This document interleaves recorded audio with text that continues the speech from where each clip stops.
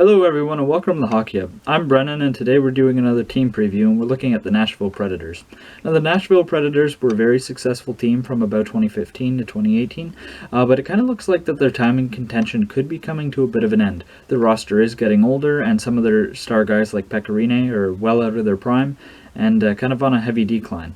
But they did make some efforts this offseason to try and add some youth into their lineup and improve their overall depth, so we're going to get into what they added. Now, the Nashville Predators signed a lot of depth guys this free agency. They signed Nick Cousins, who is a solid fourth-line winger, or even center sometimes. Mark Borjewski, who was a kind of a prominent figure there in Ottawa, kind of the face of that franchise for a little while, despite not being a star player. But he's a real good leader, a locker room guy, and a very strong defensive presence with a little bit of offensive upside for a D-man. They also signed Matthew Benning, so those two guys are probably going to fill out their bottom pairing.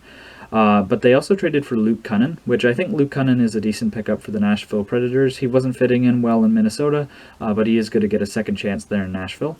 Nashville also signed Brad Richardson, who once again is more like a fourth-line center. So really, all Nashville kind of did was just improve their overall depth in the lineup into bottom six and bottom pairing roles. But I'd say that Luke Kunin does have the possibility of being a top six forward for the Nashville Predators and could end up actually being a good pickup for them. And actually, just as I was filming this video, the Nashville Predators did sign Erik Haula to a one-year deal. That's a good pickup for Nashville, probably slots in as their third-line center there. They do have a lot of centers in Nashville, but I'm not sure if any of them are star guys, but we will get into that later in the video. But so I think Haula is a good pickup for the Nashville Predators. Now, that being said, the Nashville Predators did lose some depth in guys like Yannick Weber, Dan Hamhuis retiring, and Daniel Carr.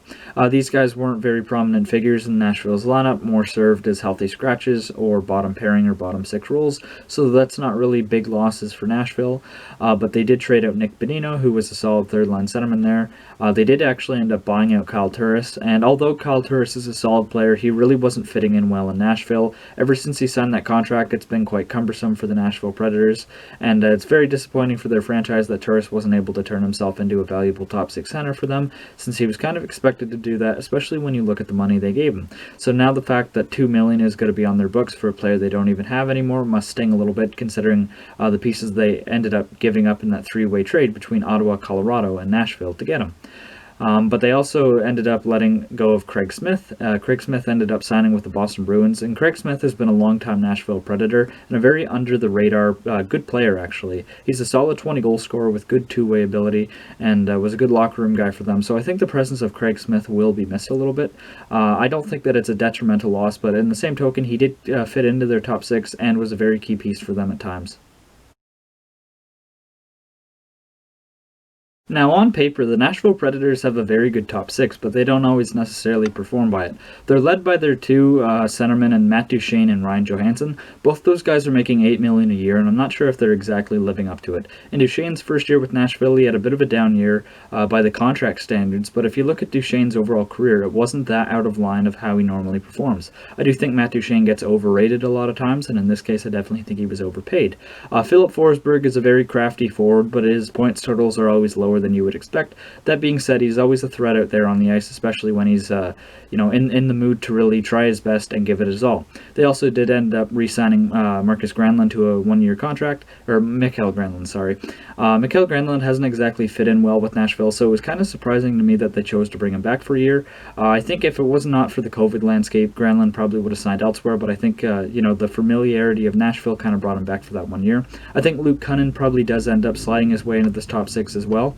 Victor Arvidsson has been a key piece in Nashville for a while as well. Despite being a smaller forward, he is a very big goal-scoring threat, and even though he had a bit of a down year this past year, I still think that he's a very solid forward and can easily bounce back. So overall, Nashville's top six doesn't exactly have a lot of star power, but there is some really good guys there, but they always tend to kind of underperform. I don't know if that's a result of how heavy of a defensive system that Nashville plays, or just that these guys are kind of overrated and consistently underperform. Now, the Nashville Predators have been known for having one of the best defensive cores in the league, and that looks to be the same heading into the 2020-2021 season. They're led by their captain, Roman Josi. Josi is one of the best defensemen in the National Hockey League. He's just coming off of a Norris Trophy. Josi is absolutely fantastic at both ends of the ice, and in my opinion is probably the second best defenseman in the league behind Victor Hedman. But Ryan Ellis is another really good defenseman in his own right. He does play that top pairing alongside Roman Josi, and those guys make for one of, if not the best top pairing in the NHL. But then having Matthias Ekholm on that second pairing is an embarrassment of riches. Ekholm is a very underrated defenseman, more of a defensive type, but that being said, he can still provide offense, 30 or 40 points over an 82 game schedule, so Ekholm is a very solid defender in his own right. And then there's the youngster Dante Fabra, who does have a lot of potential, but that being said, his rookie year wasn't exactly a standout. He did struggle a little bit at times, but I think he's going to be a lot better heading into his sophomore season and should be a key part of that Nashville top four, which is so strong.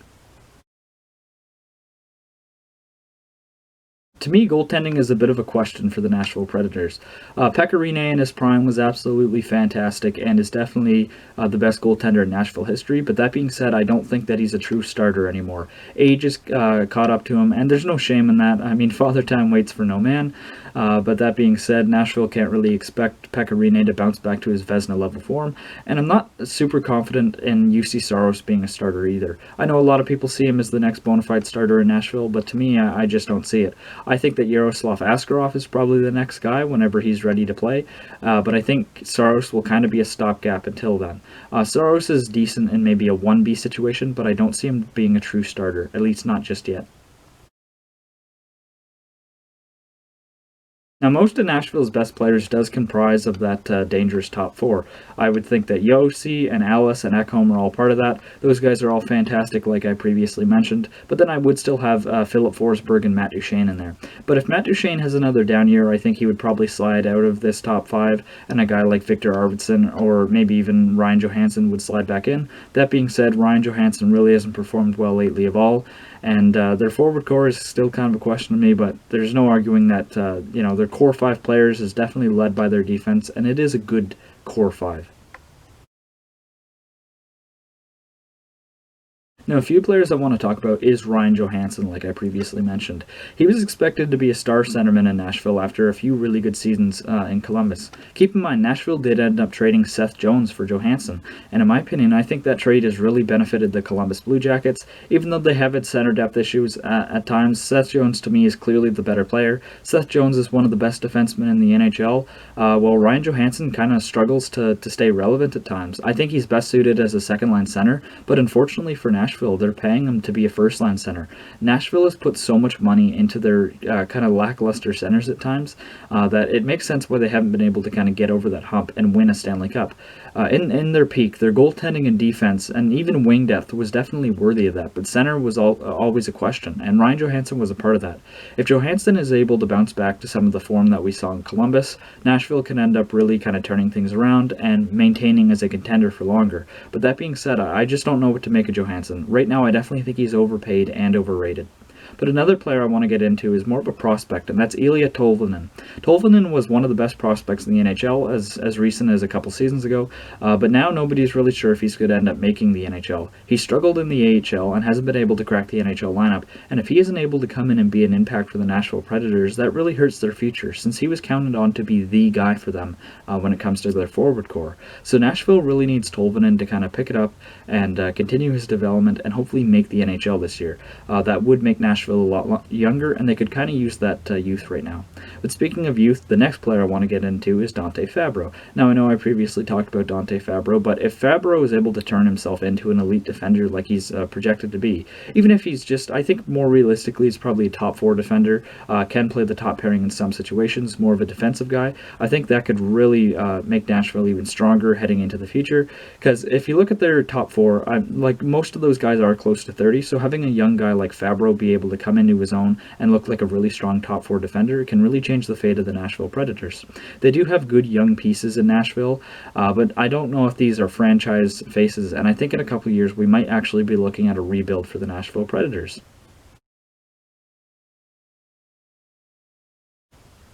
But for right now, I would say that Nashville is kind of a bubble team. I'm not ready to call them a contender anymore. I don't think that their goaltending is good enough to make it all the way to the Stanley Cup Finals, or really be a true lock for the playoffs. That being said, in their division, I think they probably do make the playoffs, since their division isn't exactly the strongest, with the realignment, having to play with Detroit, Chicago, Florida. So I do think that Nashville is a step ahead of some of their teams and will likely end up making the playoffs. But that being said, I can probably see them being a first-round exit again. Nashville, I don't think is going to be able to replicate their success in 2017. But that being said, I mean, you never know. When you got a defender like Roman Josi, he is able to take over the game, and he might be able to lead Nashville to the promised land again. But I guess only time will tell. But that does it for today's video. I appreciate you guys watching till the end. Please leave a like, comment, subscribe if you haven't already, and I will see you guys later. Bye for now.